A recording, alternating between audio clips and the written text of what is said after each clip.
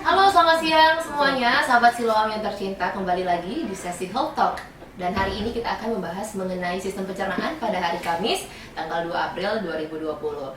Tetap bersama Beriana di sini, dan di sebelah saya sudah ada ahlinya mengenai pencernaan pada manusia, yaitu Dr. Jeffrey SPD KBD SPB KBD ya dok ya, yang merupakan dokter spesialis bedah umum sekaligus konsultan digestif. Ya. Oke, selamat siang dokter. Bagaimana Siang. kabarnya? Baik, sehat.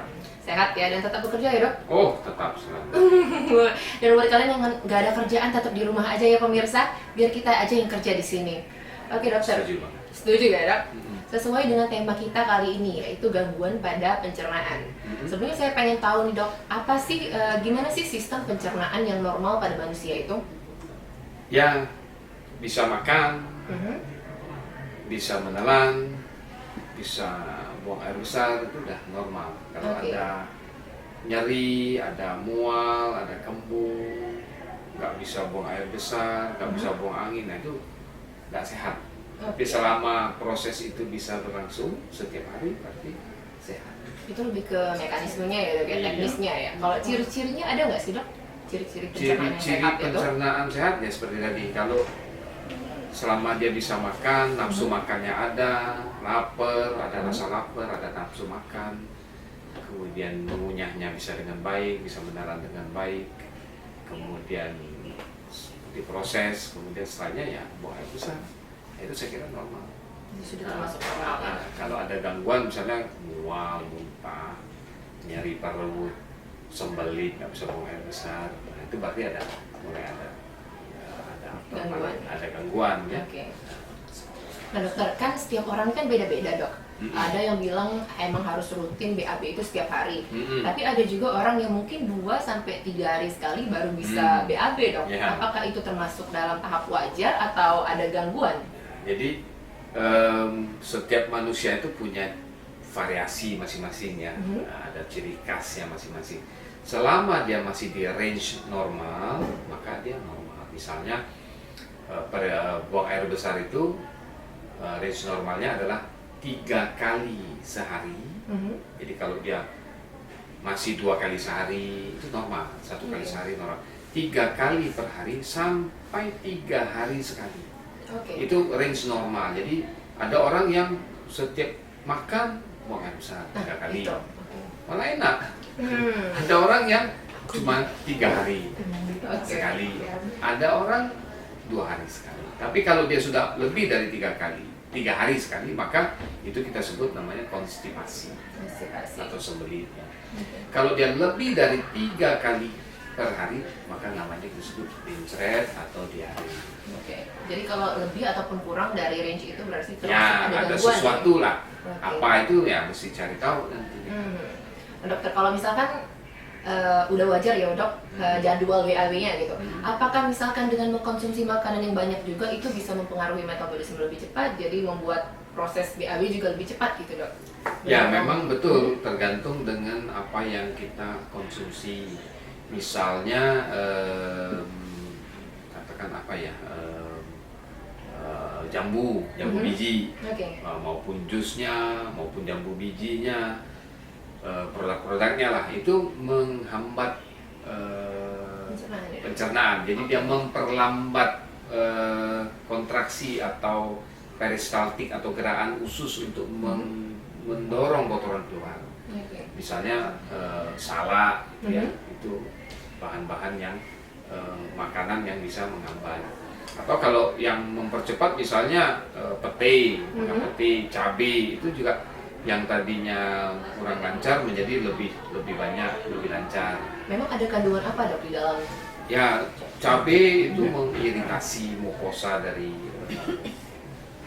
selaput lendir dari usus, sehingga dia gerakannya jadi lebih cepat. Oke. Atau apa tadi ya, pete itu sifatnya higroskopis, menarik cairan sehingga dia lebih berair. Oke. Nah, atau sayuran yang serat tinggi itu juga memperlancar.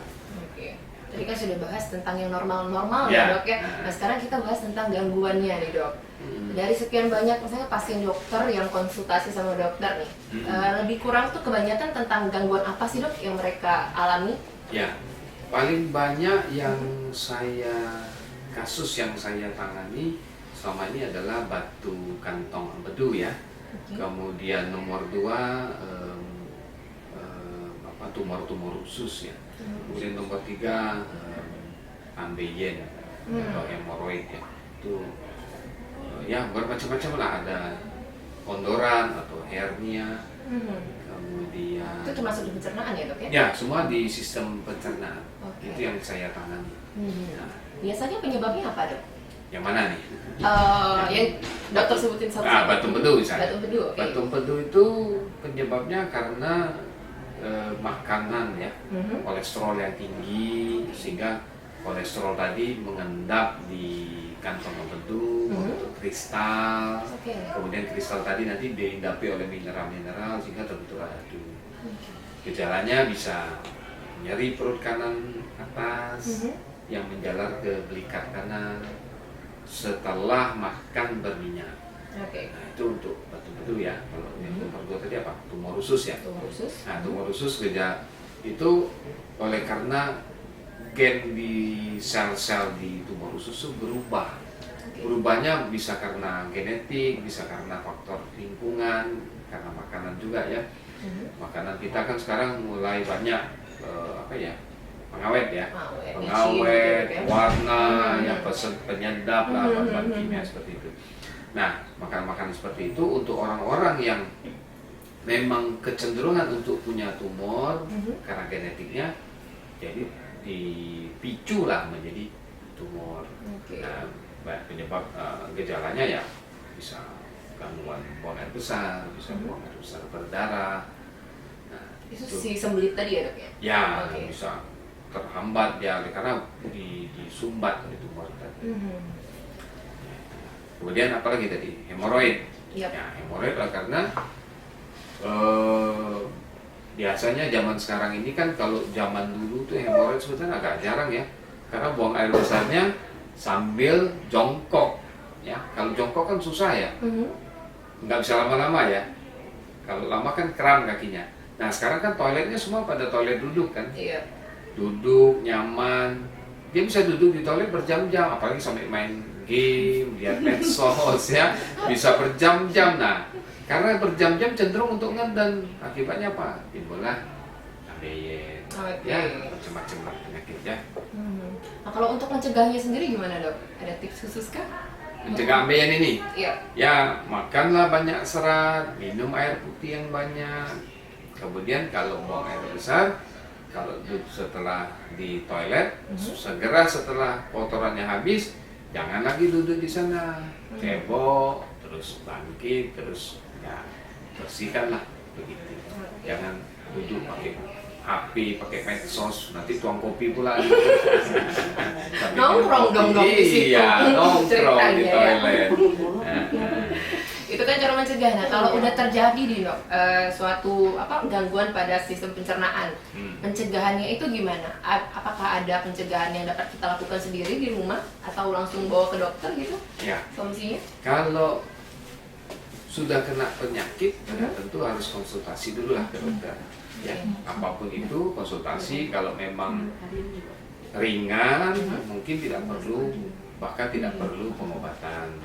Kalau dia sedang, mungkin ya cukup diobservasi aja, nggak perlu operasi. Kalau dia berat ya mungkin perlu tindakan operasi. Tergantung dari berat atau tidak. Ya, berat ringan penyakitnya apa gitu. Nah kalau misalkan masalah sembelit tadi ya dok, balik lagi. Ya, sembelitnya. Kan ada obat pencahar nih dok. Apakah itu memberikan pengaruh yang baik atau kalau terlalu banyak juga akan memberikan efek samping yang baik? Jadi konstipasi ini penyebabnya kan banyak. Misalnya gangguan dari gerakan usus, maka kita perbaikilah gerakan usus tadi. Jadi pencahar itu hanya solusi yang sifatnya sementara. Ya, kalau konstipasi tadi penyebabnya oleh karena tumor, maka tumornya harus kita potong, harus kita operasi. Konstipasi tidak akan sembuh hanya makan obat pencahar. Makanya setiap orang yang konstipasi harus kita pastikan dulu ini penyebabnya sifatnya mekanik atau biologik.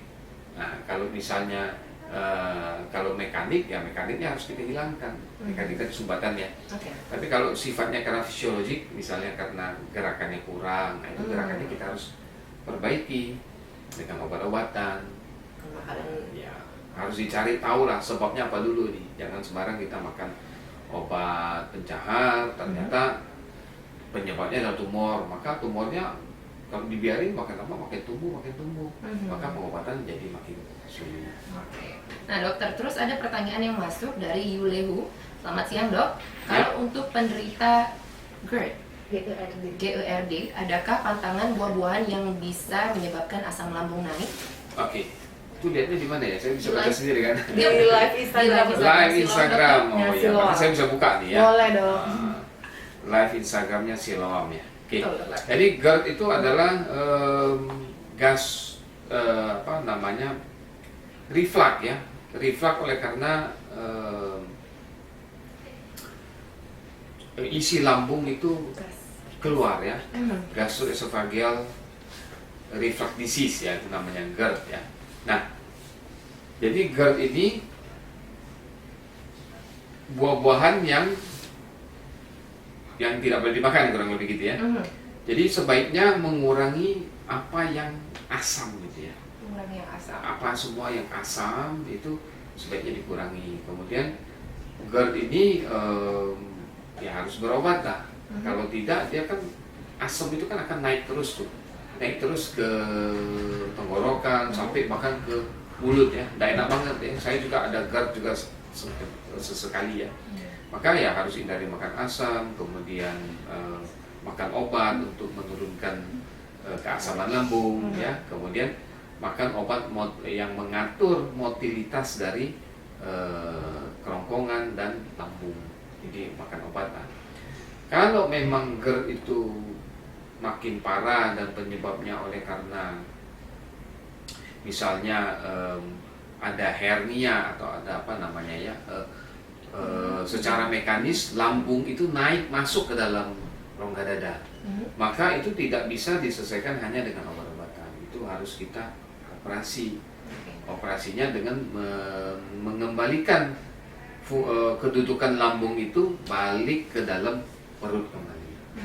Kalau dia berada di luar perut, misalnya dia ada di rongga dada, maka GERD-nya tidak akan selesai hanya dengan makan obat-obatan saja. Jadi perlu tindakan ya. Ya. Oke. Terus ada lagi pertanyaan yang masuk dari dok. Dok, kalau ambeien itu bisa sembuh nggak dok selain dioperasi? Ya, ambeien itu tergantung dari derajat ya. Kalau derajatnya ringan ya, jadi derajat 1 ya, maka derajat 1 kita tidak perlu operasi, cukup makan obat ya. Cukup makan obat, kemudian nanti saya kerjain. Cukup makan obat ya, kemudian pola defekasinya. Pola defekasi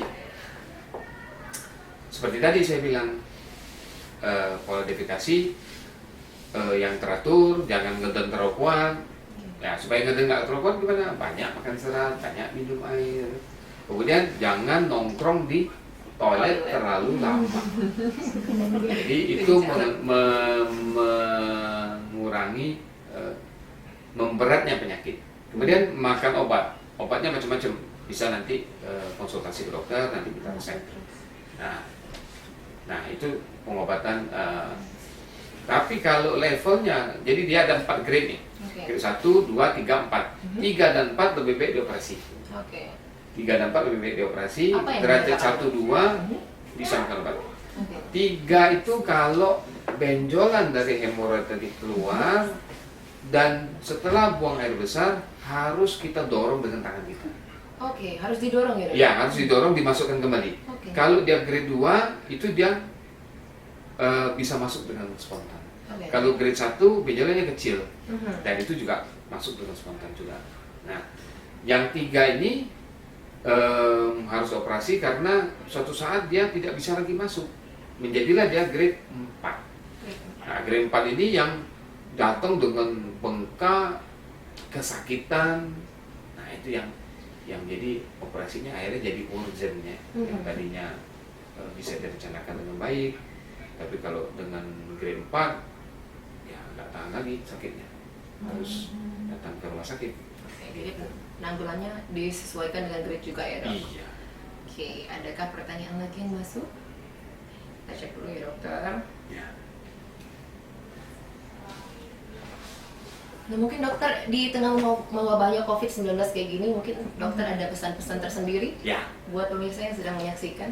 Jadi coronavirus ini mengganggu kehidupan kita sehari-hari nih ya. Jadi dulunya bisa nongkrong, kongko, sekarang nggak bisa lagi ya. Jadi yang paling penting satu itu jaga kesehatan, Pak. Jaga kesehatan supaya kondisi kita optimal. Supaya daya tahan tubuh kita tetap terjaga terus. Jangan stres, kemudian baca berita negatif itu jangan terlalu dimasuk ke dalam hati ya, supaya imun kita tetap terjaga ya. Kemudian kedua, social distancing itu yang paling penting, jaga jarak. Nih kita aja duduknya 1 meter ini ya, jaga jarak. Nah, kalau enggak ya ada rapat-rapatan gitu ya. Nah, jaga jarak, kemudian cuci tangan sesering mungkin. Nah, tangan kalau jangan mudah untuk menyentuh muka. Jadi cuci tangan dulu, terus kalau mau nyentuh muka pastikan dulu tangannya bersih. Itu yang paling penting sebenarnya. Jadi apa yang dihimbau oleh pemerintah untuk social distancing itu harus sebaiknya dipatuhi walaupun merasa sehat, merasa kuat, apalagi usia muda ya, usia remaja atau usia 20-30 itu masih kuat ya. Jadi itu biasanya tidak menimbulkan gejala, tetapi untuk orang-orang usianya di atas 50-an itu cukup berbahaya ya. Nah, atau apalagi ada orang-orang yang punya diabetes dan sakit paru-paru ya, rentan untuk kenanya. Dokter, ada pertanyaan yang masuk lagi nih, ya, dari Galih Tusta. Dok, apakah hemoroid bisa muncul kembali setelah dioperasi? Ya, ini pertanyaan menarik. Kok heran ya, sudah dioperasi kok muncul kembali ya. Sebenarnya hemoroid itu adalah bantalan ya, yang melindungi cincin otot anus ya. Anus itu yang tempat kita buang itu ya. Nah, cincin otot anus itu dilindungi oleh bantalan hemoroid. Nah, jadi hemoroid itu sebenarnya tidak boleh kita buang. Makanya operasi di Siloam ini operasi hemoroid tanpa pisau. Jadi kita tidak membuang, hanya menggantungkan kembali ke posisi semula. Jadi hemoroid itu sebenarnya dia kenapa dia timbul oleh karena kita mengedon yang sering, yang kuat, terus duduk berlama-lama di toilet, sehingga tali penggantung dari hemoroid tadi turun, kendor. Nah, kalau dia kendor, maka kita harus kembalikan, naikkan kembali. Nah, kalau setelah dioperasi kok bisa timbul kembali? Ya, oleh karena tali yang kita sudah naikkan kembali, kendor kembali. Kenapa kok bisa kendor? Ya, balik-balik ke kebiasaan buang air besarnya. Bagaimana? Jadi dia tetap harus makan serat banyak, minum air putih yang banyak, kemudian jangan duduk lama-lama di toilet. Nah, itu kebiasaan-kebiasaan itu yang harus betul-betul dijaga supaya tidak kambuh. Dok, ada nggak sih dok rekomendasi makanan khusus gitu dok supaya pencernaan kita lancar? Selain dari obat-obatan ya dok?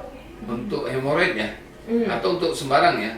Apa aja sih? Ya apa saja ya, sebenarnya makan makanan sehat lah, banyak sayur, banyak minum air, makan barang-barang yang tidak banyak preservatif atau pengawet atau zat pewarna, sebenarnya semua sehat lah.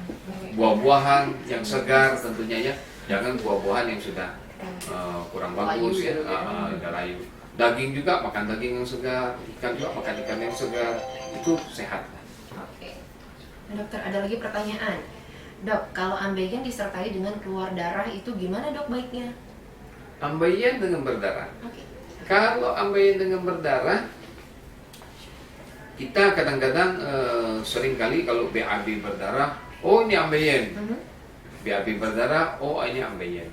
Nah, hati-hati, ambeien berdarah belum tentu ambeien. BAB berdarah maksudnya. BAB berdarah belum tentu ambeien. Bisa tumor, bisa polip, bisa robekan, ya fisura disebut ya, bisa ambeien. Jadi jangan memvonis BAB berdarah itu ambeien, belum tentu. Makanya begitu ada BAB berdarah, periksakan ke dokter yang tepat biar bisa diteropong, dipastikan Apakah penyakitnya gitu? ya apakah penyakitnya. Kalau dia memang ambeien berdarah, maka darahnya harus kita ikat supaya dia tidak berdarah. Lalu ada lagi pertanyaan dok, Ya. apa benar kalau olahraga terlalu berat bisa menyebabkan hemoroid? Nah, olahraga model apa nih? Kalau olahraganya misalnya angkat berat, yang ngeden kuat-kuat bisa, bukan hanya ambeien, bisa bisa hernia juga, pondoran ya. Nah, jadi olahraga yang tentunya ya jangan diporsir lah. Olahraga sebenarnya dalam sehari itu 30 menit sampai berkeringat itu sudah cukup sebenarnya. Ya, kalau olahraga untuk orang awam, kalau olahraga untuk profesional kan beda lagi. Ya, kalau kita cukup aja 30 menit berkeringat udah cukup lah. Setiap hari udah sehat lah itu sebenarnya. Oke, atlet ataupun bodybuilder kayak gitu dok, apakah kecenderungannya untuk mengalami gangguan kayak gitu lebih besar? Bisa. Bisa jadi. Bodybuilder, ya. Bodybuilder itu jantungnya pun juga bisa keras. Oh. Ya, macam-macam ya. Jadi sebenarnya olahraga yang sehat ya 30 menit sampai berkeringat udah cukup sebenarnya. Oke. Baik, terima kasih dokter atas informasi yang sudah Ya, disampaikan, terima luar biasa kasih. sekali ya. Dan jangan lupa pemirsa yang ketinggalan nonton live kali ini, kalian bisa saksikan di YouTube channelnya yaitu RS Siloam Sriwijaya. Dan besok kita akan kembali lagi di sesi Health Talk selanjutnya, tentunya dengan tema yang berbeda. Dan kami akan menghadirkan juga dokter spesialis yang pasti ahli pada bidang tersebut. Akhir kata saya Berliana serta Dr. Jeffrey, kami pamit undur diri terlebih dahulu dan sampai jumpa di sesi selanjutnya.